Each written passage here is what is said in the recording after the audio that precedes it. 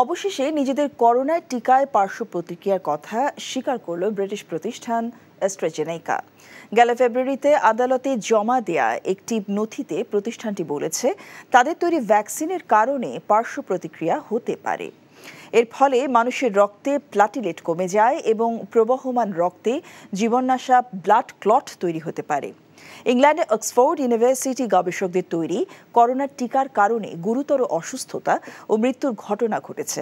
এমন ঘটনার কথা উল্লেখ করে অ্যাস্ট্রাজেনেকার বিরুদ্ধে ব্রিটিশ আদালতে অর্ধশতাধিক মামলা দায়ের করা হয়। এর পরিপ্রেক্ষিতে গেল ফেব্রুয়ারিতে আদালতে প্রতিবেদন দাখিল করে অ্যাস্ট্রাজেনেকা। সেখানে পার্শ্ব প্রতিক্রিয়ার কথা স্বীকার করে প্রতিষ্ঠানটি। তবে এতদিন তা গোপন থাকলেও ব্রিটিশ গণমাধ্যম টেলিগ্রাফ এক প্রতিবেদনের মাধ্যমে তা প্রকাশ্যে আনে। অ্যাস্ট্রাজেনেকার বিরুদ্ধে ব্রিটিশ কোর্টে মামলাকারী ভুক্তভোগীরা ১০০ মিলিয়ন পাউন্ড ক্ষতিপূরণের দাবি করেছিলেন। কোম্পানিটির স্বীকারোক্তির ফলে প্রতিষ্ঠানটিকে এই বিপুল জরিমানা গুনতে হতে পারে বলে ধারণা করা হচ্ছে।